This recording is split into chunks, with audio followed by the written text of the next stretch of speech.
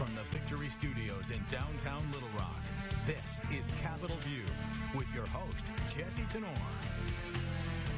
Good Sunday morning to you and welcome into Capitol View. I'm Jesse Tenor.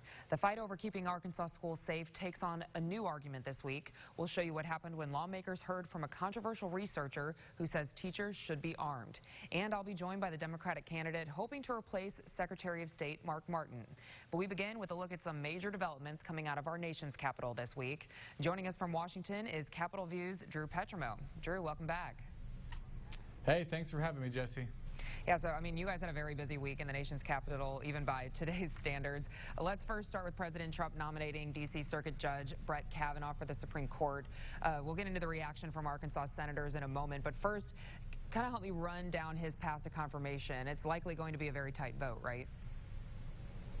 It will likely be a tight vote. These nominations and confirmations used to be relatively easy compared to the way they are now. And now you see a lot of partisan divide on this. Republicans have the majority in the Senate. That's where the confirmation battle is going to happen.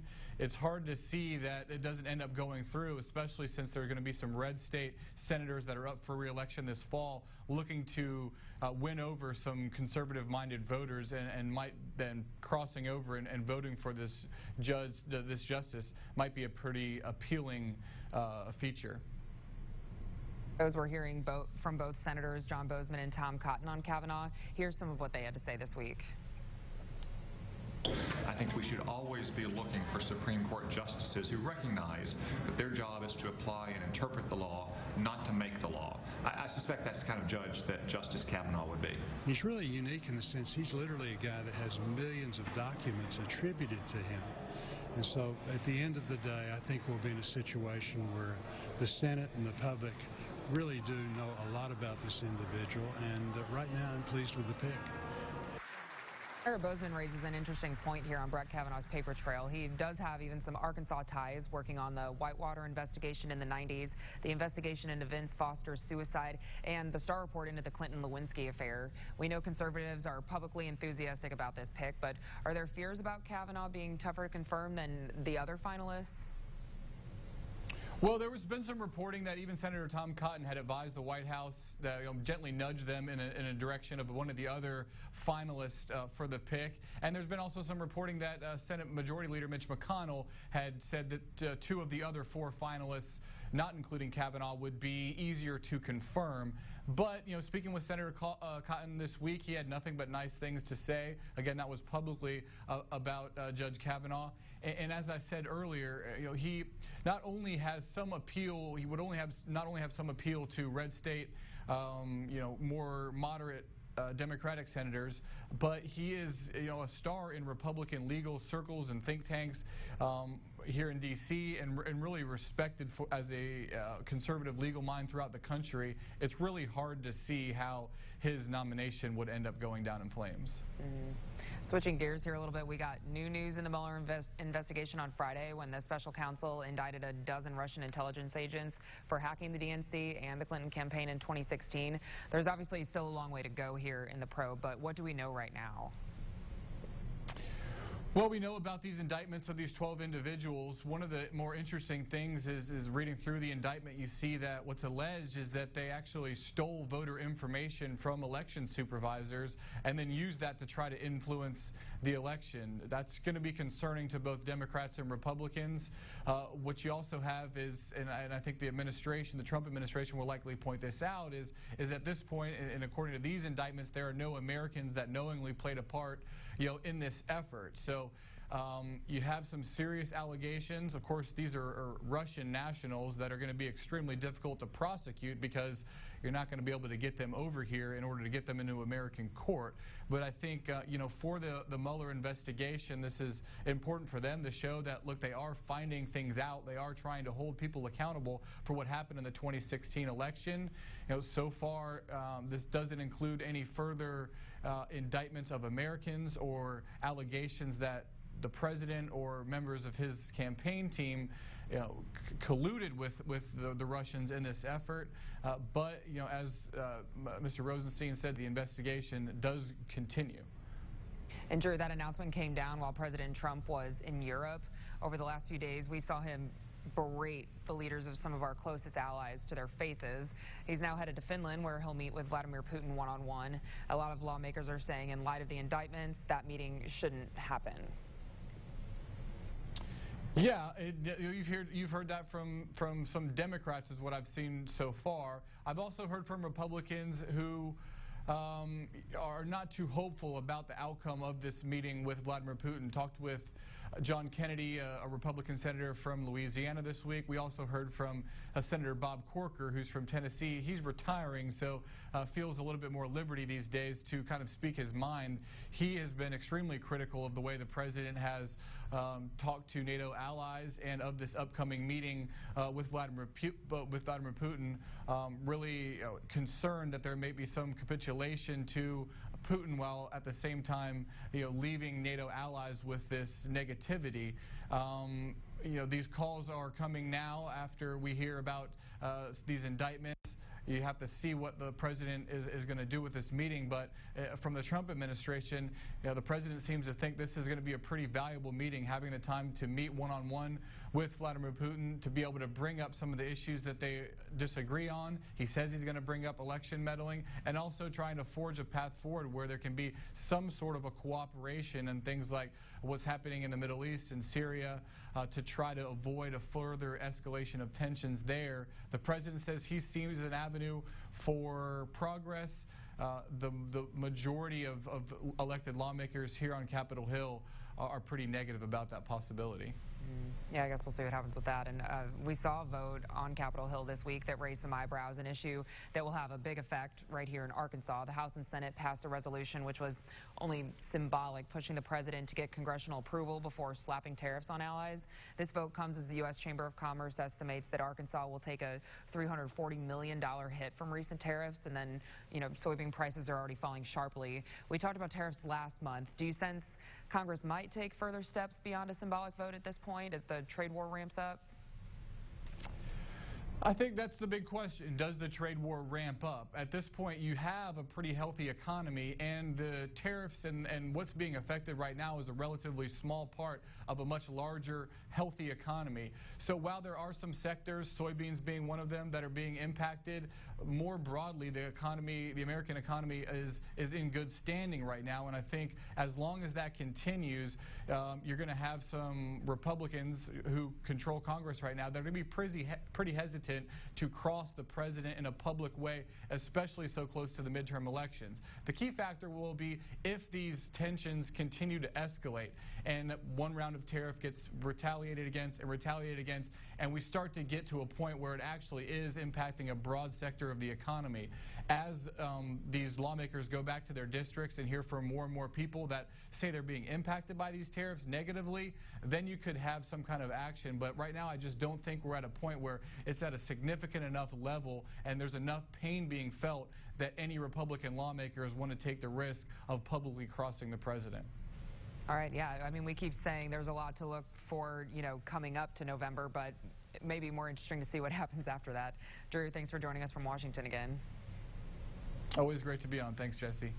And coming up after a quick break, we're looking at one of the statewide races on Arkansas's ballot in 2018. I'll talk to the Democratic candidate running for Secretary of State on its big issues related to voting and her second campaign in a 4-year span.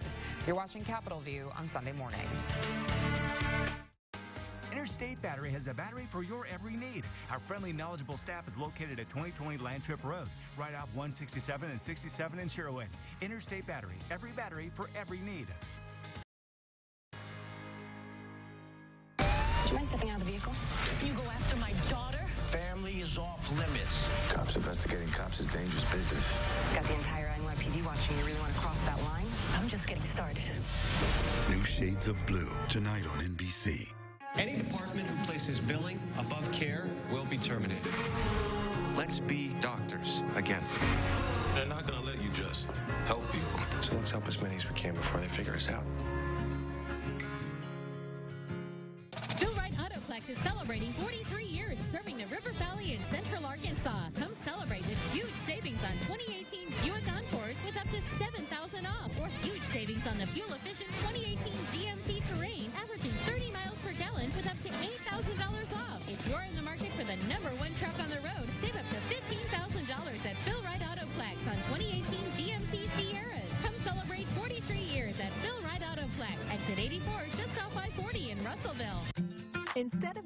school every morning, what if school could come to you?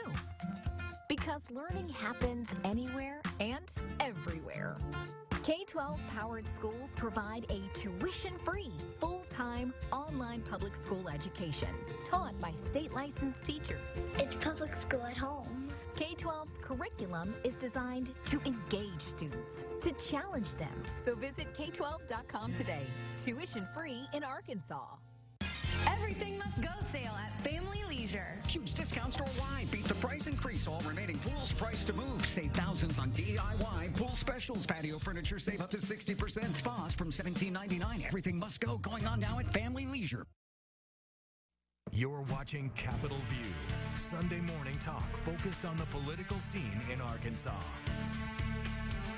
Welcome back to Capitol View. We're now less than 4 months away from Election Day. Today, we're talking to one of the candidates for statewide office. Earlier this year, we had the two Republicans vying for Secretary of State facing off here. Joining us this morning, the Democratic candidate, Susan Inman. Susan, welcome to the show. Thank you. It's a pleasure to be here. So this is your second go-around at the Secretary of State seat. It is. Back in 2014, you lost to Mark Martin, but sizing up the competition this year with Land Commissioner John Thurston, what are you thinking going into November? I feel good about it. You know, when I ran last time, I was running against the incumbent. This is an open seat, so it kind of changes the whole game there. And but I feel good. I feel quite confident. Do you think party really comes into play when you're looking at a position like Secretary of State? Well, this really should be a nonpartisan position. And my experience, my background in election administration and conducting elections with both Democrats and Republicans places me in a different place. So I've already, created the groundwork and the foundation of qualifications and preparedness to serve as your next Secretary of State. As your role as a state election commissioner, what were you thinking watching kind of some of the ways that the primaries played out, especially in Lonoke County? I know when we had some of these issues, the Secretary of State kind of deferred to election commissioners, saying that they need to be the ones to train the poll workers and stuff. But as Secretary of State, if you were in the seat now, would you have intervened more? I would have intervened long before that point in time. The Secretary of State sits in the position of preparing election commissioners and county clerks to conduct these elections. In Lonoke County, they had brand new election commissioners. They were not prepared. They were not trained. And I think the Secretary of State is the person, the entity that is ready to go in and help these counties be prepared. How would you try to implement that, I guess, moving forward? Would you try to do like some sort of mandate where you do regular training all the time, even if the people aren't new? Well, they do regular training. I mean, it is already mandated, but the training is short. It's very, like you've got a part of a day to prepare you for conducting elections. And in this situation, these were brand new officials, so the Secretary of State knows who these officials are, knows they're new, and knows they're not completely prepared. So it should have been a proactive effort to be there and supportive of the counties. And that, it should have never gotten to that point, in my opinion. One of the things that came out of the Lonoke County issues was they were saying, hey, let's start looking at maybe implementing some voting centers across the county, but that's not something that you're really for, right? Well, we've already done that in Arkansas. Vote centers are popping up all over the place. But what my campaign hopes to accomplish is not only modernizing voter registration, but bringing about vote by mail for every citizen, every registered voter. It can work in conjunction with vote centers, too. And that's details that will be dealt with later, but I want to bring vote by mail to every registered voter in the state of Arkansas. So do you think that would help with some of the issues with rural access and things like even younger people trying to get them out to vote? Oh, absolutely. And that's, if you have vote centers, you're going to have to find another means to reach voters that you've reduced their voting opportunities. So this is the perfect solution. Okay, and then how would you, I guess, look at implementing that, though? Whenever there's change, there's always, okay, we need to set out this plan. Do you have a plan kind of laid out yet absolutely. As far as that goes? Well, we already vote by mail in Arkansas. It's called absentee voting, where you can request an absentee ballot and it comes to your home. I mean, it's already there. So this would just expand those opportunities where more people could receive a ballot by mail. What about automatic voter registration? That's something totally else for that. I'm totally for that. And that would be where if voters go to the Department of Motor Vehicles to update their driver's license or register their car, or vote people that go into governmental agencies for services. Right now, that's also the law. You can go to these locations and they will ask you if you want to register to vote. By automatic voter registration, you're automatically registered. How do you see that being implemented, though, moving forward? Do you think a lot of people, I mean, what would that take? Well, I mean, it's done. I mean, when you go in there, they ask you if you want to register. This way, it would be a seamless process. You would just be registered and then notified that, hey, you're registered to vote. Be ready on this day to cast your ballot. Would that take what would that take, though, the Secretary of State having to do? A little more work and training and preparedness, but like I said, it's already there. You're just changing the question to just have the transmission automatic. So really, most of the work just falls on the elected official, the Secretary of State. Yeah, Okay. It's very doable. It's very successful in other states that have implemented it. It just takes everyone that initiates the conversation with a governmental agency, they suddenly become registered. There's an interesting report that came out in the Washington Post on Friday, and it essentially said how House Democrats in Congress compiled this list of 18 states with the weakest election security. Arkansas barely made the list, but still moving forward, the main problem in many of these states is using machines that don't create that paper audit trail. And so I know that Arkansas is working on that right now. Probably won't have all new machines by November, but one of the questions here is always funding. How do we pay for this?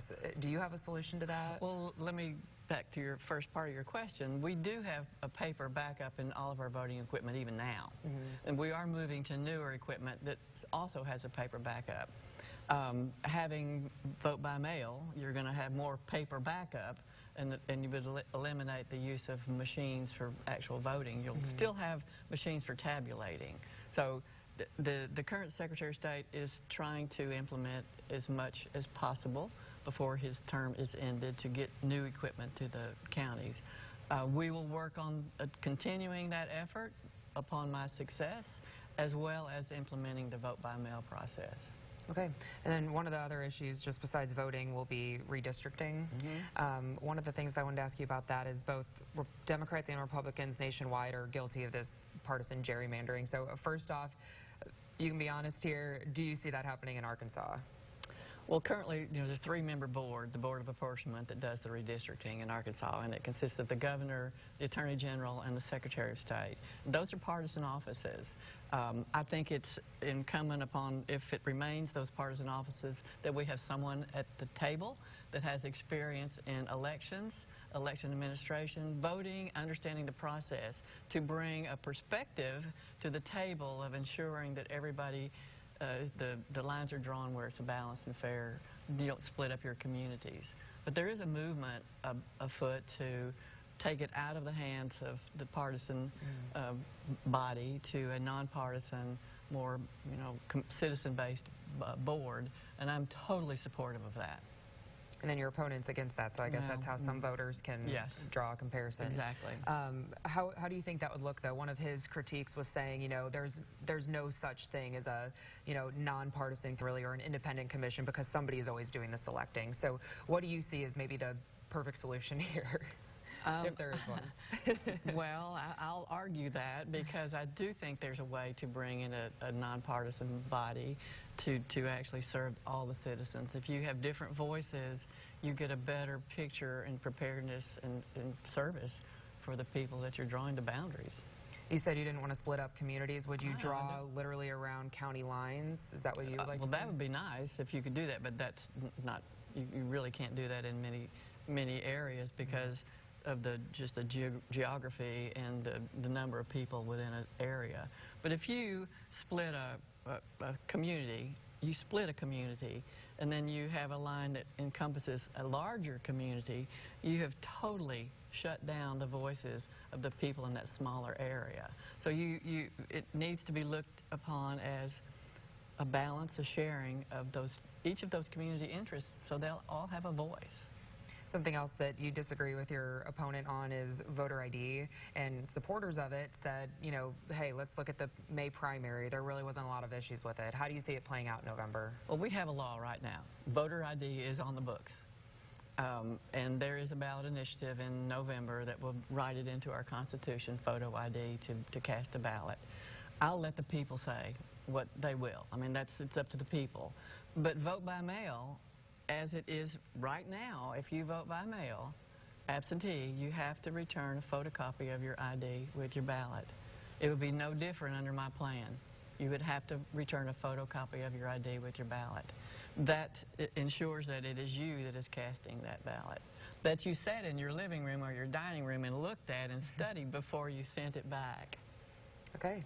Well, hey, Susan, a lot to consider going into November. Yeah. Thank you for coming on and sharing your platform with us. Thank you so much. It's a pleasure to be here. Yes. Appreciate it. No, thank you. And then stay with us. When we come back, school safety discussions continue at the Capitol.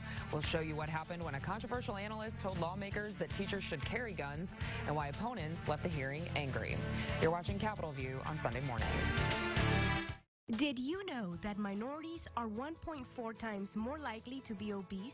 This epidemic of obesity can be slowed with a simple lifestyle change by cooking with love and eating in as a family. Cooking at home is healthier, less expensive, promotes family togetherness, and helps prevent heart disease. So cook with love. Eat in tonight. Go to southern.org for meal plans and healthier alternatives to preparing Southern-style foods and begin your transition to healthier living. You don't reach a milestone of 50 years in business without having a passion for what you do, taking care of the customer and valuing your product. And at Allen Tillery Chevrolet Buick GMC, that's exactly how we achieve that goal.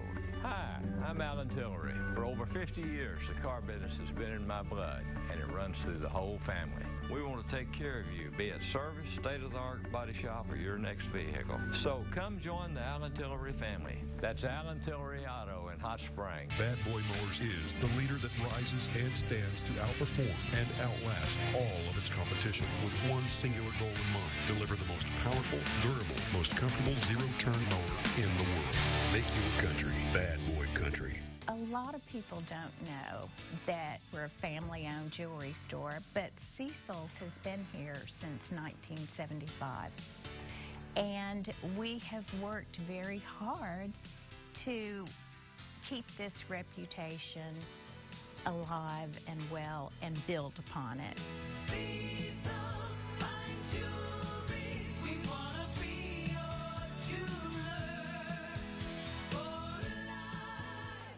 Have you ever wanted a brand new camper?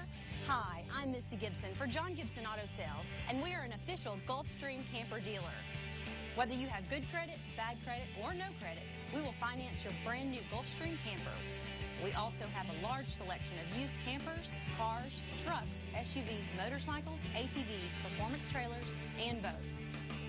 Check us out online at johngibsonautosales.com, and we will have your purchase ready when you get here.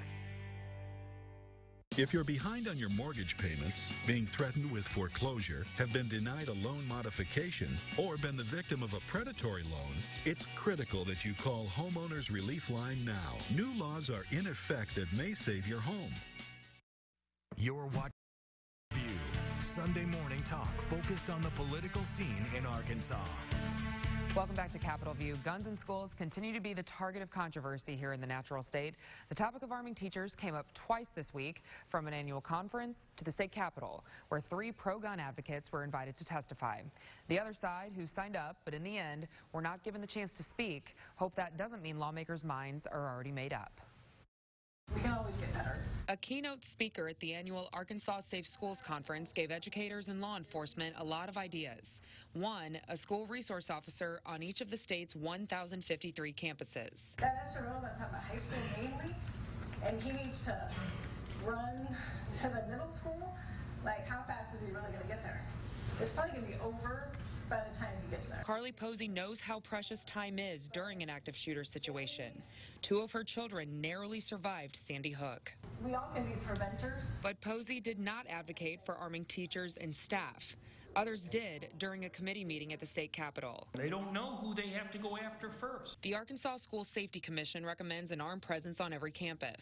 The governor supports that in the form of a school resource officer or commissioned school security officer, but says teachers should never be required to carry a gun. Gun lobby researcher John Lott shot that down. It's like putting the person there with a neon sign that says, go and shoot me first. Having an armed teacher or staff actually makes the job of the school resource officer safer. Many of the 24 Moms Demand Action for Gun Sense in America members let out a quiet no. There's a big chasm of difference, though, between a school resource officer, who is a professional law enforcement officer, and your physics teacher. So would the group support an SRO on every campus? In instances where professional law enforcement feels that an armed presence is warranted, then, we can support that. Bailey, who you just heard from, and the rest of the Moms Demand group opposed Lott's appearance at the Capitol to begin with, calling him a debunked gun lobby researcher who used a female alias to endorse his work. But Lott, of course, stands strong behind his research. Although the activists were not allowed to speak in the hearing this week, they were told they'll get the chance to have their say once the panel makes its recommendations. And we're back to wrap it all up after this. You're watching Capitol View on Sunday morning. Because we help people weather the storm, here's a medical claim we're currently investigating. Certain models of hernia mesh have been linked to serious side effects that can lead to complications. Some of these serious complications include allergic reactions, mesh erosion or failure, abdominal pain, ulcers, organ perforation, bowel obstruction, intestinal fistulas, and renal failure. If you're entitled to Don't hesitate. Call 888-8888. We're Rainwater Holton section. Distracted driving is the leading cause of automobile accidents, responsible for more deaths than drunk driving. FFO Home and KARK have partnered to challenge you to take the No Text Pledge. You can make a difference in many lives, including your own. Take the No Text. Do it for your family. Do it today. Go to ArkansasMatters.com to learn more about the No Text Pledge and how you can participate. Proudly sponsored by FFO Home. You're watching Capitol View, Sunday morning talk focused on the political scene in Arkansas. Welcome back to Capitol View. One quick item to note before we go. A former judge is leading the charge to strike a proposed constitutional amendment from the November ballot. Lawmakers signed off on Issue 1, which would make major changes to the way certain lawsuits are handled.